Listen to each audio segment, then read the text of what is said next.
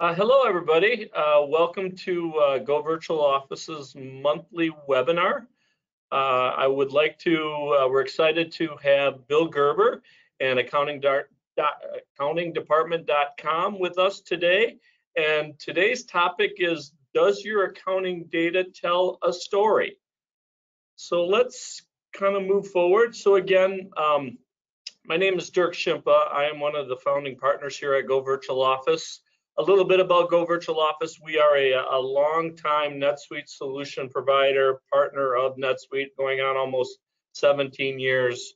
When you think of goVirtualOffice or GVO, kind of just think everything NetSuite, whether it's evaluation, implementation, getting companies to a stable state, and then ongoing enhancement and refinement of their NetSuite solution. We partner pretty closely with accountingdepartment.com, and when you think of them, think everything accounting and finance department, GL, AR, AP, automating all of those processes, financial statements, reviews, budgets, so on and so forth. They help companies automate all of that, specific to, like their company name says, accountingdepartment.com. Our two companies work, like I said, very closely together. Where we get pulled in and working with the ADC team is, a lot of their clients are on QuickBooks. I would say the majority of their clients are on QuickBooks, and at some point they get to a point to where they've outgrown QuickBooks. Too many spreadsheets, lots of manual processes, all sorts of operational aspects that are the driver for them to find a more robust long-term ERP system like NetSuite. So our team is pulled in to kind of, like I said earlier, to help migrate them off of QuickBooks up to NetSuite and get them to that stable state to where then the ADC team can go do all of the wonderful things they do to help automate accounting and finance. And then the other part where we get pulled in is, they do also have clients that are already up and running on NetSuite. And a lot of times they're not fully taking advantage of various different operational aspects, whether it's inventory processing, sales order, purchase order processing, maybe rev rec, who knows what all of the things are that are, kind of outside of just pure accounting and finance. So that's where we also get pulled in. So today, basically I'm going to turn over the first half of this webinar over to Bill, and he's going to be kind of walking you through on what an accounting system, a department, what story should that be telling. Bill? Thanks, Dirk. Thanks a lot. All right, I'm going to take over the screen. Hello, everybody. Happy, I don't know what day it is, Tuesday or something like that, I would imagine. So I'm going to share one of my screens over here. Let's see. There we go. Okay.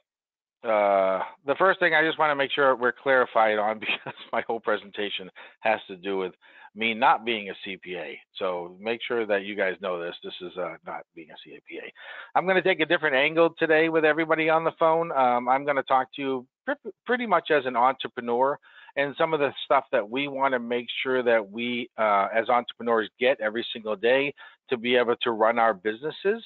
I'm going to show you how we get that information, and I'm also going to teach a little bit about what you should do as an entrepreneur to be able to monitor what's going on in your accounting department, and more importantly, the things that you need as an entrepreneur to be able to run the business.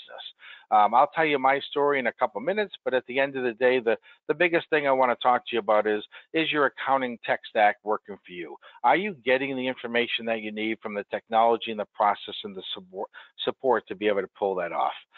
Does your accounting tell a story? And typically it doesn't. A lot of times we get the call when they really can't make way of what's going on with their accounting. And our job is to make sure that everybody on this phone at some point leaves this this webinar with information to go back to their accounting department and fix it and automate it and change some of the processes, or obviously have us take a look at it at the end of the day also.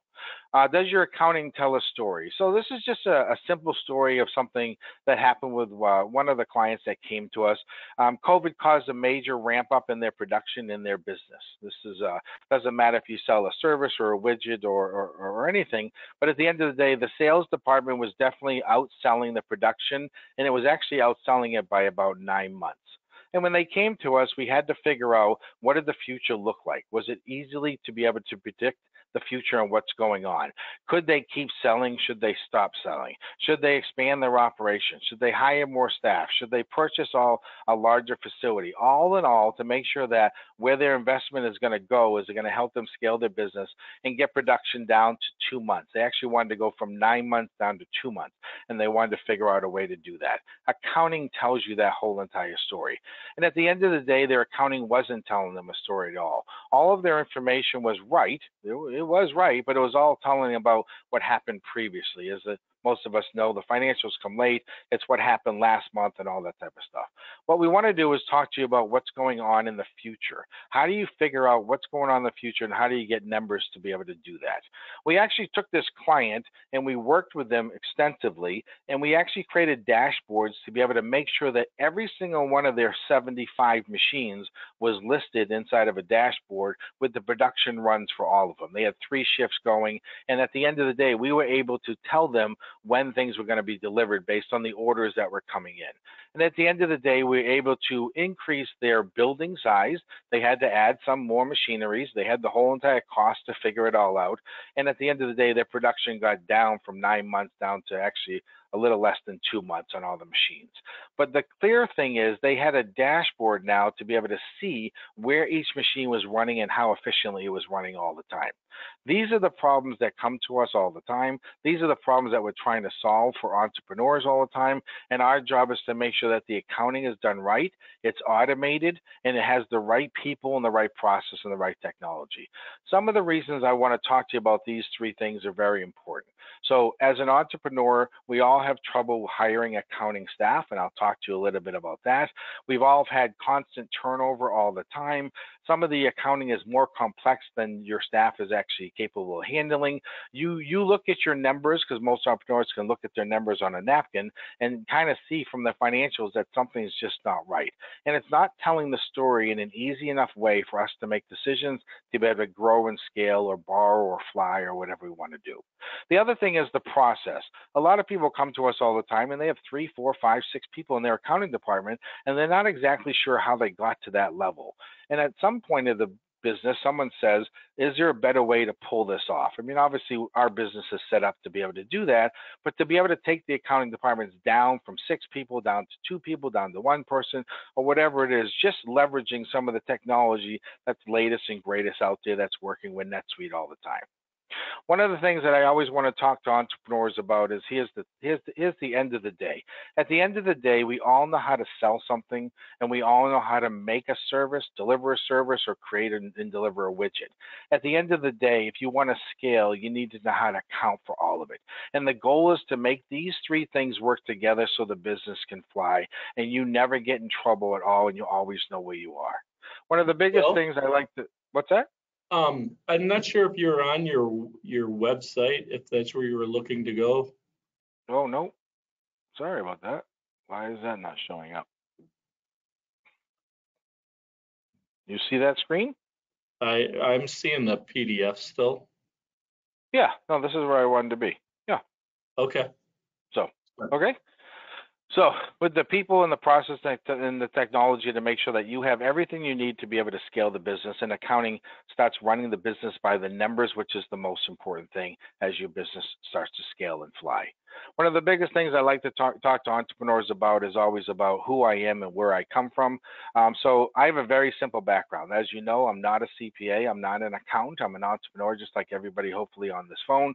And at the end of the day, I found a why that was going to drive me to wake up every single day. But what you don't know about me is my second business actually failed because of the accounting. I didn't have the numbers to know where I was going to be 6, 12, 18 months out. I didn't have the numbers on a monthly basis and a daily basis to make really really fast decisions to move. And that's why we created this business together, to give entrepreneurs a visual understanding of where they are at all times. I always tell people about my why, because I believe that everybody should have a why to drive a business. My why is a very simple one. I have a disabled child. He's 19 years old as of last week, and my job is to fund a special needs trust to make sure that he's taken care of. How do I do that and to make sure that I'm secure at all times? The goal of the company, the goal of today is to make sure that you know where you are on 3 aspects of the business. So Dirk, do you see the website now? Just want to make sure. I do, Okay. yes. So the goal is to talk a little bit about everybody's problem with hiring people. I want you to learn from us. I want you to take away any information that you possibly can. I want you to bring it back to your office. I encourage you to call us on the phone and ask us any questions about what's going on with you and your team that's internal. But at the end of the day, I'm going to talk about these 3 things that you can learn from and bring back, and obviously reach out if you need any help. So at the end of the day, the people are the biggest factor that has to do with accounting. Now, we are 100% virtual. You should know we have about 150 employees as of today. We have been in business for 17 years, and 100% of our people work from home, and we've been virtual for 17 years. And during COVID, we had a tremendous amount to teach our clients about working virtual, how to make sure and monitor everything that's going on with them, but more importantly, everything about the different state laws and the different rules and stuff like that. So we did a lot of webinars with our clients to make sure that they knew what was going on at all times. We happen to hire full-time people, and obviously, depending on your business and the size, it's up to you, but this was an accountability thing for us to make sure that Megan was accountable to us, we're accountable to you, and that type of thing. We do have everybody working 8 to 5, and everybody has 3 monitors on their desktop. So accounting's changed a lot. There's no more paper anymore. So at the end of the day, we have 3 22-inch monitors on our employees' desk, and they can sit there and log into our servers and work completely paperless to make sure that everything gets done. The more important thing that I want to show you is this is what we're running up against. We do get about 6,000 to 8,000 resumes a year to our website of people that want to work for us. And as an entrepreneur, you have to ask yourself, how good is the person you have coming into your office? Now, we do have a 4-hour accounting test that we put people through. And that 4-hour test was done by 240 people last year, and 91% of the people failed the test that we gave them. This is a very difficult test, obviously, but we want to have the right skill set here. This is more important to make sure that you guys know on the phone, if we're having this type of trouble hiring people, how do you know how good some of the people you have internally actually are? And this is where some of the problems are. You've heard of the right seat on the right bus and all that type of stuff. On top of that, because we are a company, and it's a little different, I understand, but at the end of the day, we actually have a 30-day training program that Megan has to go through. And one of the next things that I want to tell you is a lot of entrepreneurs, they hire an accountant, they come in and they just start doing the work, and there's no training or process going on, and that type of thing. My partner, Dennis, and the team behind the scenes have created an accounting manual to make sure that Megan is trained a specific way. Now, I always show this accounting manual to let you know that we have one for the bookkeepers, we have one for our controllers, we have one for the sales, one for the marketing, and one for the HR department, and one for the training department. This is just a procedures guide. One of the biggest things that in my previous company that I didn't have is what? Is process. And a lot of us don't. It's never documented. So the goal is to document the process as much as you possibly can, and to make sure that everybody in the company is doing things the same way all the time. And this manual just goes into a lot of different aspects of the business on how they do things, how they file things, how they name things, what procedures they have to follow, and it's everything is step by step. So everybody names things exactly the same in the file room, so it's very easy to find. Okay, so this is just some of the things that we do on our side, but this manual is just something that I want to make sure that everybody knows that to scale a business, you need process. Required communications. If this happens, then this happens. If this happens, then this happens. And there's always idiosyncrasies that come up all the time, but these procedures, guys, help you scale a business. I wasn't capable of doing it. We had a team that do it. Obviously, taking baby steps. It's not going to be 225 pages the first day. The other thing that we always ask entrepreneurs is, do you have any procedures manual to run the company? So the goal is, what accounting procedures do you have documented? A lot of people don't. And if somebody left their office, they'd be in a bunch of doo-doo right now. You know, they wouldn't be able to pull off their accounting at all. They don't have really backup for vacations or internet issues or all that type of stuff. But this accounting procedures manual is nothing more than everything about your accounting has got to be documented. And when I say everything, I mean when you pay your bills, how you pay your bills, online access to different systems that we have to might log into, and everything that you should see in accounting should be documented with a step-by-step process. Now, obviously, in a company of our size, we have people that go behind the scenes, monitor these manuals, make sure everything's up to date, and somebody else can work through it. One of the biggest things we always hear is that there's a lot of idiosyncrasies in my accounting. Well, you know, at the end of the day, a debit's a debit and a credit's a credit. And how we allocate it is kind of the most important thing. But everybody has uniquenesses to their businesses. And everybody should know what to do most of the time with all of the transactions that are coming in. The other thing that we actually do and we teach clients to do is what type of project management system do you have to monitor the accounting staff in your office? So we happen to use one. It's called Teamwork. You can use any one that you want to, but you can see this Dalton Engineering for the accounting person has 169 tasks. Now, as an owner, we have access to this information every single day. And we know that Megan has to take care of the banking every single day. She has to download the statements every single month. There's accounts receivable, there's accounts payable, there's usernames, there's passwords, credit cards, sales tax, use tax, payroll information. Now, we tag these things, and you should do the same in your company. Critical tags versus non-critical tags, things that need to get done no matter what happens. What I mean by that is, I don't know, what state everybody is in. I happen to live in Connecticut, and Connecticut has to give full-time people vacation. So what happens when you guys go on vacation in your company? Well, in our company, somebody else comes in and backs up and takes over. It's no big deal. At the end of the day, a lot of people in different companies, nothing gets done. So at the end of the day, what's your backup plan to make sure that everybody is taken care of all the time? So when Megan goes out on vacation or takes a day off or loses internet, there's somebody there to back them up and take over. If everybody's following the same processes and systems in NetSuite, and there's a documented procedures on how everything gets done, then we have no problem backing someone up. Just like any company, I'm sure you guys have performance plans. You might have to fire someone. If you get fired, what's your backup plan? Who's coming into the company to take over? And this would all be taken care of by, on our side. Like, that's one of the big problems that we find with entrepreneurs all the time. So one of the biggest things about accounting in my previous business was I realized that I was not capable or qualified, actually, probably more importantly, to manage the accounting staff. We come, and most businesses on this phone or in NetSuite, there is more needs than just doing the day-to-day AP, AR, banking, credit cards up to date live every single day. What are some of the other needs? Well, there's controller and advisory services. There's someone that needs to manage that staff. And I was not capable of managing the staff, so there's two different disciplines here. And in our company, and hopefully in your company, you have some sort of controller or CFO that's working in your business. And all of our CFOs controllers happen to be CPAs. Their job is to do two things. If you can imagine, if the accounting person has questions, Sean is there to answer the questions. If the accounting person is out sick, Shauna can get backup and coverage. At the end of the month, Shauna will close the books, produce financial reports, and then get them to you. On the other side of the fence, a lot of entrepreneurs that come to us, they have a bookkeeper doing a bank rec, but they think that's a closing, but it's not really a closing. So at the end of the day, Sean is the one closing the books at a full accrual level to be able to do conversations with clients about budgets, about forecasts, about their financial statements every single week or every single month or whatever the need of the client is. And that happens 12 months in a row. At the end of the year, January is no different. The 12th month gets out.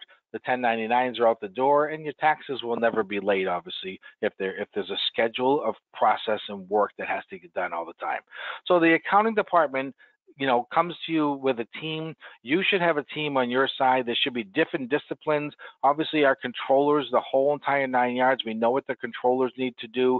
Everything's manual and driven, and in your company, you should have the same thing. It's a clear understanding of what's going on. One of the biggest things that you want to look at is a lot of older companies come to us and their process is just archaic. There is paper, there's waiting for signatures for sign off, there's all sorts of things that happen in the process.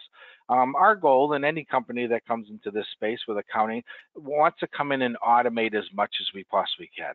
The very basic one is, for instance, we would take Dirk's company and say, you know, we create an email address called accounting@goVirtualOffice.com. That accounting at domain from Dirk's exchange would actually forward to us. We'd have something called goVirtual@accountingdepartment.com.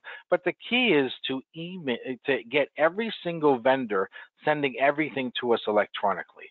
And we would basically, and you should do the same thing, basically say, Dirk's not taking paper anymore. If you ever want to get paid again, send everything to accounting at. Because at the end of the day, if we're running full accrual accounting to make sure we can do the budgeting and the forecasting, if Dirk has 166 bills a month, we have a whole entire list of 166 bills that we need to get to be able to close out the books. That's the beauty of it. We're monitoring the whole entire thing. We're not a data entry clerk and just posting whatever comes to us. And we should be able to get everything nowadays online. Just to let you know, there is technology available out there. We use it, and you can use it too, that anything that a client has a username and a password to log into will actually pull right down to our servers, go into the accounts payable process, start the OCR process to be able to do what we need to do on accounts payable, for instance. You should also have access and online access to your bank statements, credit card statements, and pay reports. There's a reason for it. They're all syncing live to NetSuite. There's things that can import and export from IIF and Excel files, and there should be no hand keying. If we hear about hand keying information, we're questioning it right off the bat. I'm just going to show you the accounts payable, for instance, because a lot of people have a lot of trouble with the accounts payable process. We do use a third-party program called Bill.com. I'm sure everybody's heard of it. But at the end of the day, from an entrepreneur's perspective, our goal is to make sure that you see everything all the time. And from your business, from your internal, how is it being taken care of and what do you see? Now, this is an email that comes every single week, and it will basically say, Dirk, you owe this company $1,800. It's due on this day. And Dirk has to click the word approve, and that goes through the banking system and out the door and updates NetSuite Live. Now, Dirk is a control freak, just like I am. We're all entrepreneurs. This is a link to the PDF of the bill. You can look at the bill and make a different decision with our team and with your team internally and say, let's just pay them $1,100 because whatever, we're fighting with them. Or let's pay them on the 23rd because we got some cash flow issues. The most important thing that I want you to know is, what is your accounting process on accounts payable? For instance, in our world, your accounting person, us, for instance, would be the first line of approval. You would never see a duplicate bill or scam bill or anything like that. Maybe then it goes to the plant manager, a division manager, a sales manager, a marketing manager, and then maybe it goes to Dirk to release the funds. Or maybe Dirk has a CFO and he says, you do all the approving of all the bills, but I want to see them. The most important thing is Dirk can see them. And then we can also set up rules to say, you know, Dirk, anything over $2,000, you should probably approve too. Or you know what, Dirk, anything that's a new vendor, I don't even care if it's $25, you should know about it. And those are the things that we want to make entrepreneurs aware of. It's not time consuming. It's just constantly knowing what's going on in the business so you can make decisions quickly. Now, I do travel a lot. I think COVID stopped that a little bit, but we are getting back on the road. I just want you to know that this is a live application. It's on your phone every single day. You can see who you owe money to, who you have to pay, the bill itself. You can pay bills right from the plane. And that's the beauty of the whole entire business. It's all automated all the time. And you can always constantly just pick, and choose bills and be good to go. Okay, you can pay the bills right from here. The other thing that we love entrepreneurs to do is to sit there and actually take a break for a second. Now, we try to stop entrepreneurs at least once a week. There's emails going back and forth every day. But do you have a weekly call with your accounting staff to go over things that are important to you? For instance, we try to come to with a available cash position for the business. So it looks like right now you got about $900,000 in cash. You got about $300,000 going out the door next week. Don't forget you got payroll the following week. we will get on the phone. You should get on the phone or Zoom or walk in the other room, and you should talk about what's on that balance sheet. You should talk about accounts receivable and anything over 90 days. What's the plan? What are you going to do? Your accounts payable, anything that's longing out there, your payroll needs, and then typically, we have something called the suspense list. And I always question entrepreneurs, and they don't really get this all the time, but do you get a lot of questions from your accounting staff? And sometimes the answer is yes, and a lot of times it's actually no. Well, our job is to come and make sure that you are what's called audit ready. Every single transaction inside of NetSuite should have supporting documentation in the file room. But at the end of the day, if you spent $1,000 at Staples, for instance, we need to know, and your team should ask, is that office supplies or computer that needs to be depreciated? So they're good questions. A lot of our clients have job costing, departmental tracking, and we can't tell where transactions goes. So we're always going to make sure that we ask the appropriate questions, stop the appropriate parties, and make sure that we ask everything to make sure we know where we are. So that's kind of the goal on some of the process stuff, to make sure that you have what you need to continually run and get everything that you need as much as we can automated. Okay? What that allows us to do is every single month it allows us to close the books. Now, I'm going to show you a set of financial reports because sometimes I think it's kind of fun to do this. Financial reports, and this is just one from QuickBooks, but financial reports should tell a story. So your revenue should be in the 4,000 numbers. Your cost of goods sold should be in the 5,000 numbers. Your expenses should be in the 6,000 numbers. Remember, guys, I'm not an accountant, and I'm telling you this, okay? On top of that, you should know your gross profit per company, per department, per division, per person, per donkey, per chicken. I mean, as deep as you want to go. Some of the things that we always see in NetSuite and we always see in other accounting files also is a lot of things are posted to a header account, and it never should be posted to a header account because it's never revenue. It's always what type of revenue is it. Nothing should ever be misspelled in your accounting data, and nothing should ever be called like other or miscellaneous or ask my accountant or any of that type of stuff. One of the biggest things that I want to share with you today is about forecasting and budgeting. Obviously, the people and the process and some of the technologies that we'll bring to the table and that you should have is also the same thing with being able to do budgets and forecasts, to be able to gather all that information. So between using NetSuite, using Bill.com, using the bank fees, using third-party e-commerce to be able to sync information, using, this is just an example of an expense reporting app. So for instance, you should be able to, most of our companies have 10 or 20 American Expresses, for instance.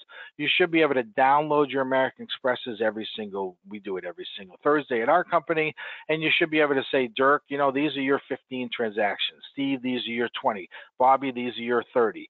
And you should be able to attach the receipts. You should be able to tell us if it's reimbursable or non-reimbursable back to the client. We have all this information for job costing information to get the reports out to us, but it's all automated.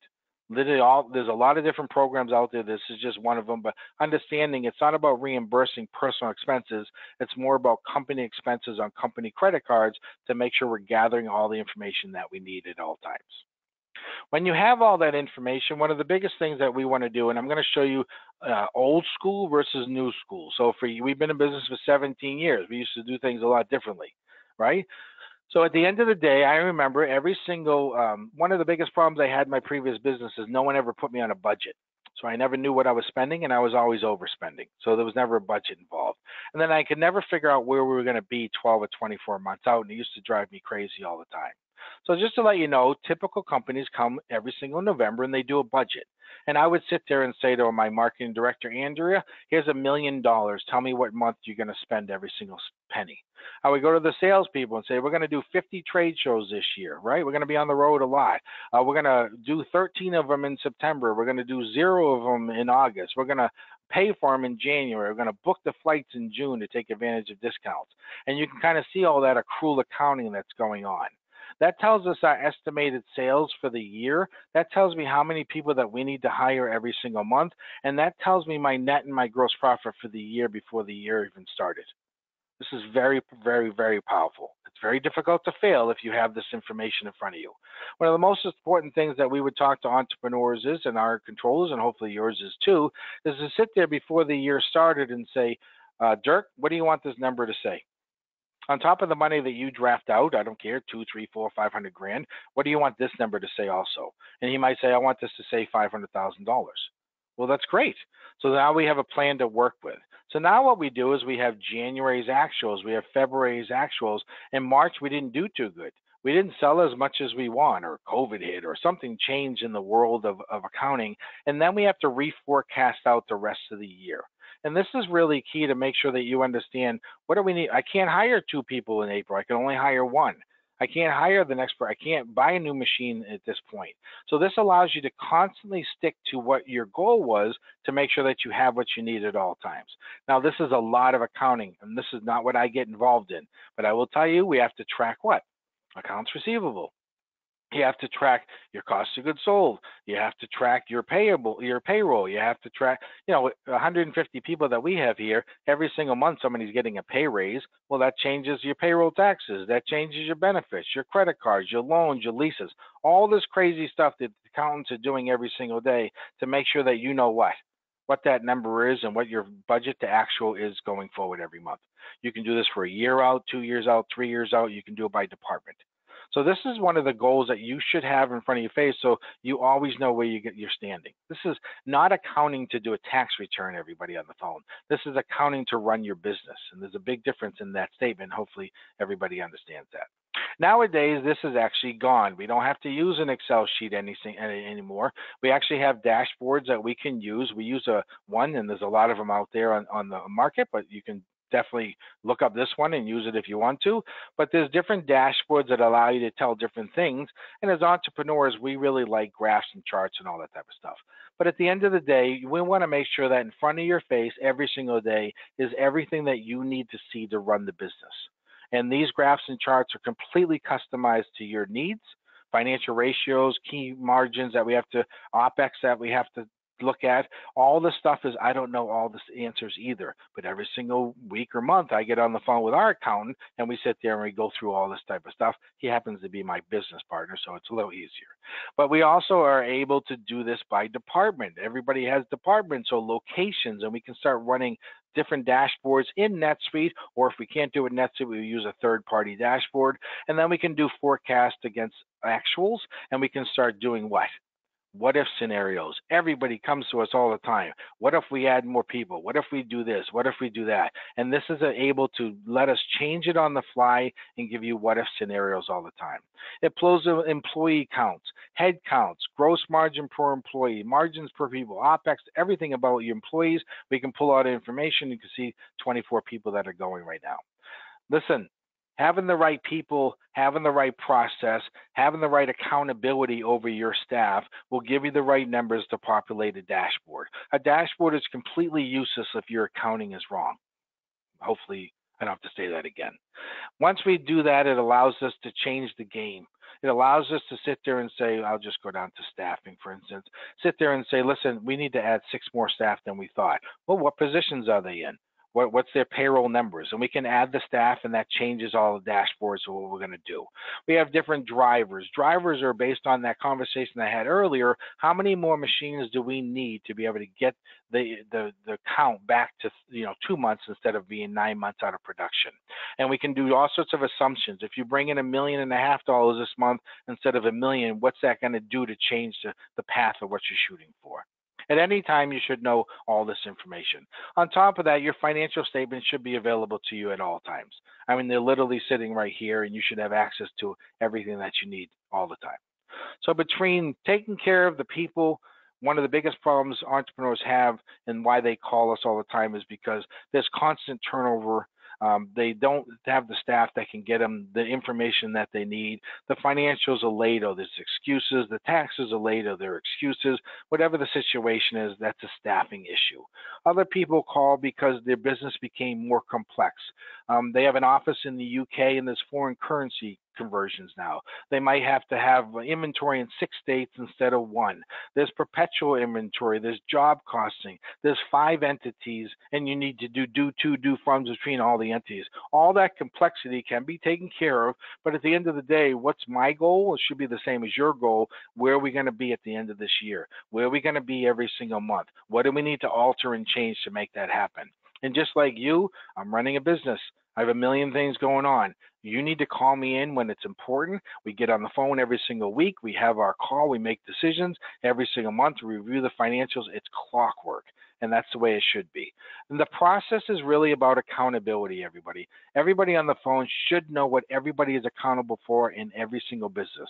We've all read the books. We've all got the training. We've all, learned all sorts of stuff. How do you make your staff accountable? Obviously, you can do it based on all sorts of metrics that you have, from the marketing department to the sales department to the day-to-day staff that you need to do, and what their accountability is to you that makes your business successful.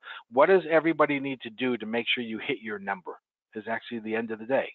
And what bonus you pay out at the end of the day will be clear as day, because everybody will hit their metrics or they won't. You can't have everybody hit your metrics, everybody's doing good, and then you don't hit your revenue goal, you don't hit your gross profit goal. You can't do that either.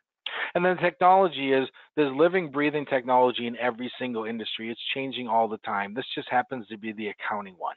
Every industry has things moving very, very quickly. You need to find consultants. You need to find outside parties to come in and look at your business and figure out how to automate the process as much as we can. We did take a company from 6 accounting people down to 1 person doing it about a half a day. It's unbelievable. So we didn't know what the 6 people were doing. We started interviewing, we found out. It's not all about saving money in the outsourcing world. It's about leveraging the technology so that when you go from $10 million to $20 million, there shouldn't be much more in the accounting. How much can we automate? We have some clients that have 4,000 invoices a month, you guys, that take 10 minutes to do. We have other clients that are in the government space that have 10 invoices a month that take 50 hours to do. So what's the complexity of the accounting in your business, and then how much can you automate and how much you can't? So I think that's all I had. That is. Okay. Dirk, where's Dirk? I got to stop sharing my screen.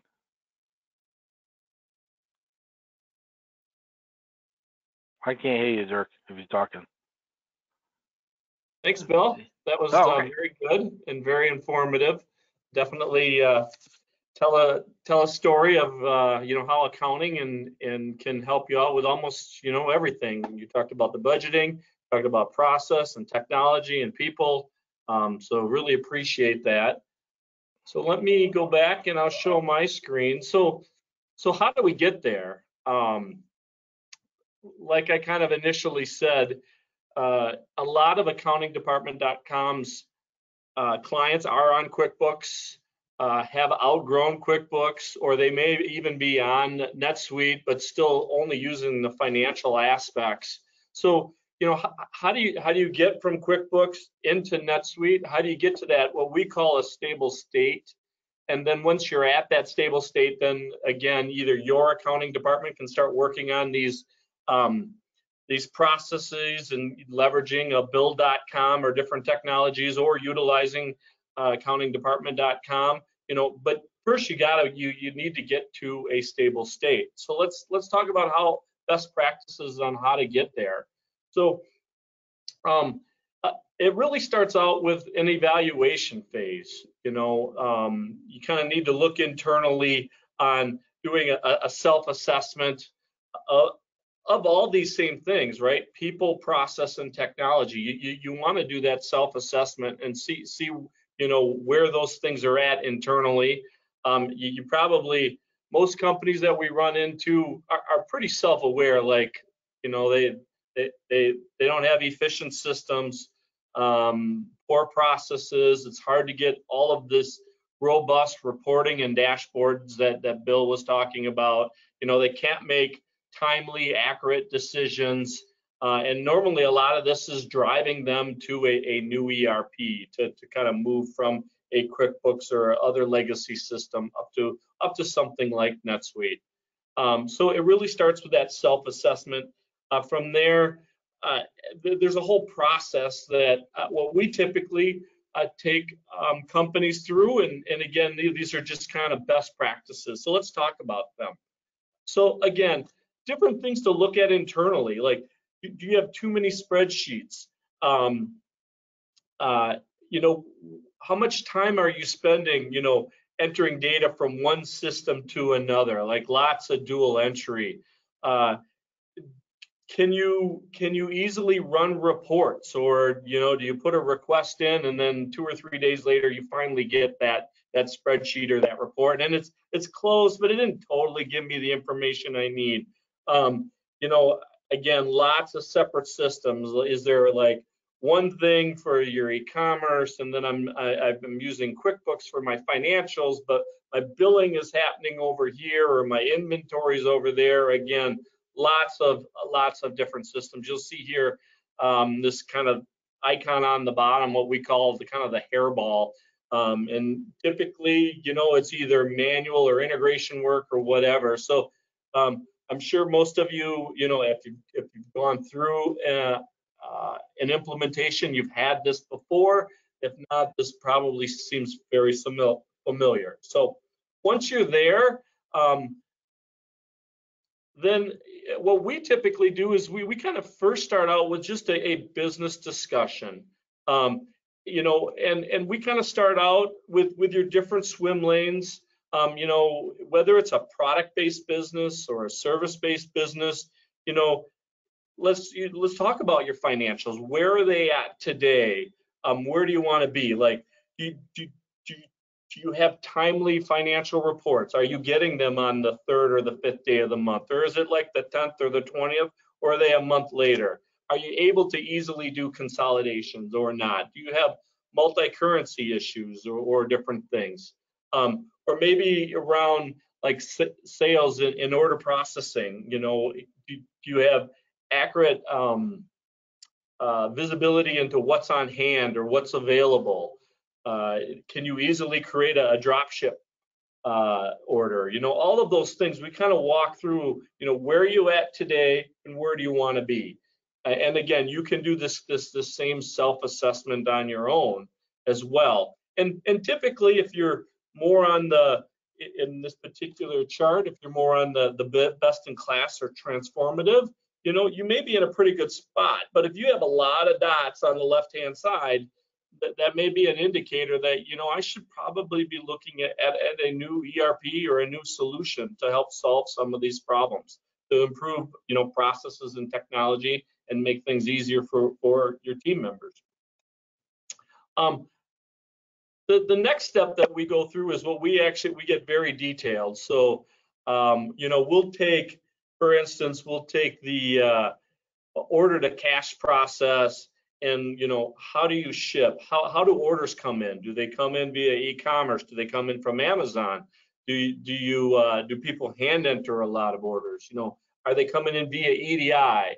So we get very detailed of how orders come in. How do you know how to prioritize inventory? Who gets what inventory first? If you are short of inventory, what mechanisms do you put in place to expedite back orders? All of those things, you get to a very detailed level. Your warehouse, do you use bins or not bins? Do you use cereals or not cereals? And again, there are companies that literally will go through and help you put together a requirements, an RFP. That is definitely an approach you can take. I don't know if it's always necessary. Most companies like ourselves will for the most part take you through that process automatically. And then obviously NetSuite is one of many ERPs. It's always a good idea to kind of compare at least with 1 or 2 other ones. I'm not sure you want to have 8 or 10. If you do want to get that down to 1, 2, or 3, and then really kind of focus in on those 1, 2, or 3 to see which one is the best fit. I will also say the solution itself is only one part of your, I guess, scenario. The other part is the partner you would choose to implement it. We have a coworker here that says it's always important to know who's making the sausage, is his joke. And it is true. Like it's one thing to get this really robust, shiny ERP, but if it's not configured right, if the data is not loaded right, in the end, it'll be more or less a brick. So, the partner's important, the solution's important, your team, the leadership on your team is important. We kind of look at it like a triangle. And then one of the things we always do and again, this is regardless of the solution, is we always kind of talk about leading practices. For instance, NetSuite is used by some 24,000 companies. That's been around since the early 2000s, late 1999, and it's built for best practices. They've taken all of these companies and really kind of said, here's how you need to run a distribution business. Here's how you need to run a software company. Here's all the dashboards, the metrics, the workflows that should support that. And that's where we start. We never start out with a blank piece of paper and ask what your requirements are, and then try to build that thing. We basically start reverse. Here's a solution built ready to go for your industry, and why won't that thing work for you? And in most cases, it will. But there are some exceptions. Every company is unique. That's many reasons why they're in business. They're very good at this one unique thing, or they provide this service, or they help out a client in a certain way. And those unique things are called exceptions, and then they need to be addressed. But the goal is to implement a solution as much as you can out of the box with leading practices, and then just address those exceptions as one-offs. So we go through that practice. You can go through that practice, and then in the end, we work with our clients. And again, you can do this on your own. You want to define what your foundation is. So all ERPs come with lots of features and functions and benefits, and you look at it, and just like everything else, we want everything now, today, yesterday. I want it all. Not a good practice with ERP. Start small, figure out those core things you need on day one, or what are those must-haves. I got to have inventory management. My billing must go out. I need these two reports. I got to have my financials and accounting going. But keep that scope in place. But it's also important to understand, what does your future stairway look like? So that is important. You don't want to forget about that, but you also want to make sure, doing an ERP and accounting implementation is not easy. You're moving a lot of people's cheese. There's what we call as the rhythms. There's a lot of angst with that kind of change. So you want to keep that change to a minimum, get your team, get your company to a stable state, and then start working up the stairs in a very methodical manner.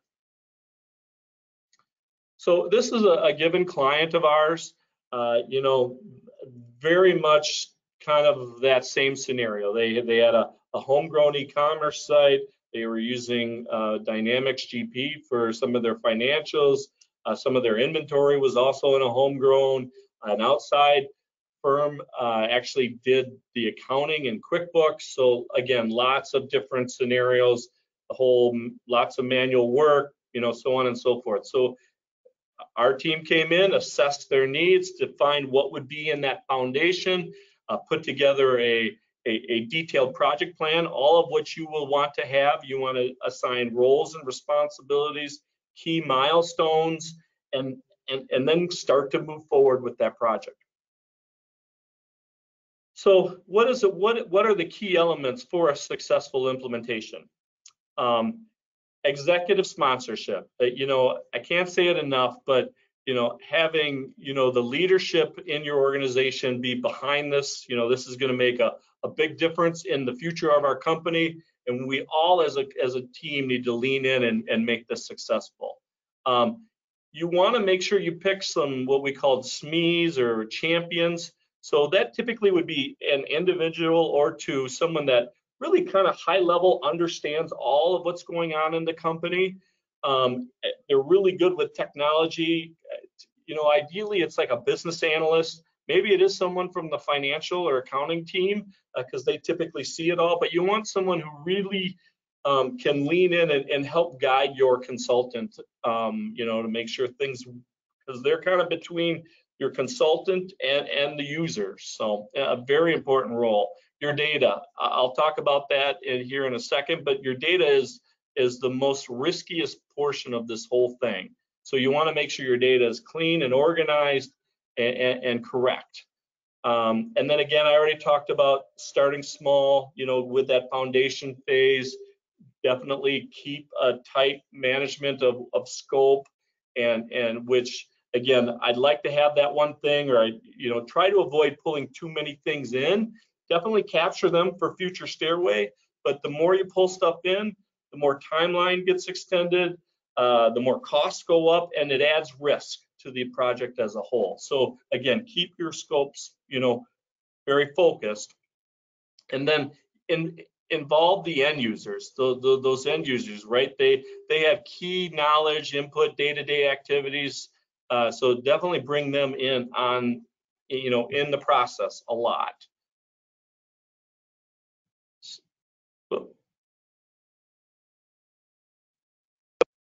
So again, we talked about the evaluation phase. So the foundation, basically, and most companies operate this the same way. There's a kickoff, there's a configuration of build, there's all this stuff around data. Don't take data lightly. Walkthroughs, typically our group will do 1, 2, or 3, 4 walkthroughs to make sure things fully match the requirements, and end users get their hands. They can do some testings, and then cut over and go live. You want to make sure that there's a go live plan, that your supporting team is there. If not on site, they're there, more or less in a virtual war room per se, to kind of, because there will be things that bubble up, and you also want to make sure they stay through, because sometimes go lives aren't the easiest. But as long as your team and your consulting team leans in and kind of works through those things, within a couple of weeks you'll definitely get to a pretty stable state, and by 30 days, 60 days, things should be really humming. And that's kind of where the aha moments really start to hit. Oh, this is why we're doing this. And you should get to those improved processes, that robust reporting, so on and so forth. So again, this is a little more detail of a typical implementation. With the kickoffs and the data strategies, to doing the setups, the acceptance plan. So again, this video will be available, and if you have any specific questions, we do have an ERP implementation guide that's available as well. And then data should be its own plan. Like, don't take data lightly. So again, we have our own data team, and that's all they do. But you should have a very specific plan on how you're going to handle data, because if it's not loaded correctly at go live, you're going to have all sorts of problems. And then optimization. So again, we have the accountingdepartment.com team has clients on NetSuite. They're using a lot of the financial aspects of it, but they haven't fully taken on, maybe some of the inventory control, order processing, manufacturing. There's all sorts of aspects about NetSuite as an operational system that we get pulled in to help with. And we have a process. We have our own clients that have been on NetSuite for a year, 6 months, 2 years, and they made an acquisition. There's something going on. So we strongly encourage, like, as soon as you're live with Foundation, don't stop. Like, you've invested in this tool, and the best way to get the investment out of that tool is to continue to pull more and more spreadsheets, more and more systems, more and more into your solution, and that's where you're really going to get the efficiencies, the reporting, all of that. So continue to have your own stairway. That should be an ever-growing document, and then have a plan that's executed by a NetSuite admin or an NetSuite expert, either internal or external, and continue to work up your own stairway to what we call the dominate or the easy button. And again, this is, after Foundation, you should be continuing to grow and enhance your NetSuite account. So, and again, this is the Loomis Enzymes, post implementation. They had an integrated website, one single source of truth. The IT, was able to really not so much focus on the environment, but actually on solving business problems. and all sorts of other benefits. As well as, again, once you're in that stable state, and accountingdepartment.com can come in, or your finance department can kind of get everything in place with the processes and the technology and so on and so forth. You will also be able to get, all of those dashboards and everything that Bill walked you through. So that concludes our webinar for today. I will open it up for questions.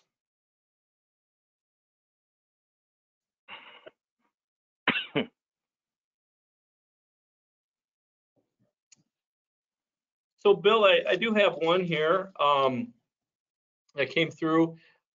Once like a client is kind of on NetSuite and in a stable state, how long does what is the timing before, your team is fully up and producing financials and doing all this wonderful stuff that you showed today? Well, we have a lot of different situations that come to us. Some people need a lot of cleanup prior months, whatever, January to June, and other people are, in a pretty good shape, and we just have to go back a month and just tie out to the tax return and make sure everything goes forward the right way. We do have an implementation phase. We have three parts of the implementation phase. We have about 20 employees that work in that division only, and they start up new clients. Their job is threefold. One is to do any backup or cleanup that has to be done. One is to go live. So we're live pretty much when we first sign you up, and we're live. You'll get an AP report, the banking's updated, and we start going. And then the other part of it is setting up all of the processes that I showed you. Literally writing that whole entire manual, creating all the tasks, setting up any third-party applications that we need to do, and more importantly, altering the chart of accounts to be able to tell that story, to be able to give the controllers the opportunity to do the budgeting and forecast and have that information the right way. So sometimes we have to move a lot of transactions to do that, but at the end of the day, we're live the first day, and the implementation team is typically on there for about, typically 8 to 10 weeks. You think about that, it's one accounting cycle they got to get through to document, do the work, document it, implement it, and have it all cleaned up. So at the end of that, you should have set of financial reports, and then every month on a specific date, we're very date driven. What date do you want your financials? If it's the 15th of the month, there's a 4 to 6 hour appointment to close the books, produce financials on the 14th, deliver on the 15th, have those conversations and go forward. Okay, great. Another thing that kind of came to mind is you and I had different conversations in the past, and one of the things you've told me is, ADC helps entrepreneurs be safer. Can you explain a little bit about that? In my previous company, it was more, everything was running through me. And I'm sure entrepreneurs are on the phone, and you have to make decisions about everything. And that's just no way to scale a business. And we live and learn at the end of the day. Having the numbers, not that I do any of them, everybody on the phone, but having the numbers to be able to project out where we're going to be and to really monitor every single day and week and month, and have the information that I see as relevant, which I hate to say this, it's the same thing that everybody on this phone is going to want to see too, because we're not accountants, but we need to have information to be able to run and scale and fly the business. It gets to a point in a company where you can't just wing it anymore. Your gut's right about 70% of the time, but on that off shot, you don't want to, risk it. When the numbers start playing the game of running the business, you can make decisions at all times. The safeness is, in my previous company, I went bankrupt. I mean, I was out. I was done. And it was based on the numbers. And as I reflect back on that business, I had a full-time accountant. I just never got what I needed to be able to run the business. It wasn't the right person. And I tried to make that person do things that they really weren't qualified to do. So when I say no fail, it's impossible to fail here. You should know your numbers and where you are next month, next week, 3 weeks, 6 months, whatever it is, and you should be able to alter your business. My previous company had 3 offices. If I knew where we really were, I could have shut down one of the offices and continued going. I didn't have that ready information, and that's what we're trying to supply, and that's what you should have in your accounting department. I don't care if it's 1 person or 6 people, that information. But we also have to realize as an entrepreneurs, we're running and gunning all day long. So we're a third-party company. We do have rules and process and procedures to make sure that the client stops and we will stop you to make sure that this is getting to you. Have a conversation about the financial information you need to continue on through the week or through the month or through the quarter. But more importantly, we do make you stop. It's got to be important to you. And at some point in every company, I always say the same story. You know, it's like, I know a lot of people are bigger than $1 million, but it doesn't matter. At the end of the day, I have $1 million business. I know how to sell. I know how to make the widget or the server. I have no idea where I am though. And at that point, a lot of people that get to $1 million, they go, wow, I'm broke. I didn't even know that I couldn't sell at this rate, at this margin, or this. So this is where accounting goes. If you want to save your $1 million or $5 million or $10 million business, and you want to know exactly where you are and what you need to do to scale, the numbers drive that piece. It took me a long time to figure that out, everybody. I'm not the smartest camper in the world. But at the end of the day, when you really have the numbers to run, you really have the numbers to not fail. And that's important. Yeah, we were very much for a lot of years running via gut, like you said, and you're right. 70% of the time, you're right, or you do make the correct decisions. But yeah, at some point in time, we all have to grow up as a company and operate with accurate financials, true budgets, and so on and so forth. And there's nothing wrong with a small business. There's nothing wrong with a mom and pop business that you're in there every single day. And my partner is a CPA. He's very, very detail orientated. And we have 150 staff. And during COVID, we didn't lay one person off. We had the money in the bank to plan for that rainy day. I don't know how old everybody is on the phone, but 2008, the same thing happened when the economy crashed. We didn't have any trouble. We breezed through it because we knew how much cash we needed to make sure we could get through anything that happened. And COVID was the same way. I used to say to my partner all the time, what the heck we need all that cash in there for? Well, guess what? The shit hit the fan when COVID came. But we were prepared, and it was perfectly fine. The PPP loan obviously helped everybody out on the phone. But at the end of the day, we knew where we were. And that's important. Great. Well, Bill, I think that's it for questions we have. I want to thank everybody for their time and for joining the goVirtualOffice monthly webinar. And we look forward to seeing you in the future. Have a great week, everybody. Thanks, everybody.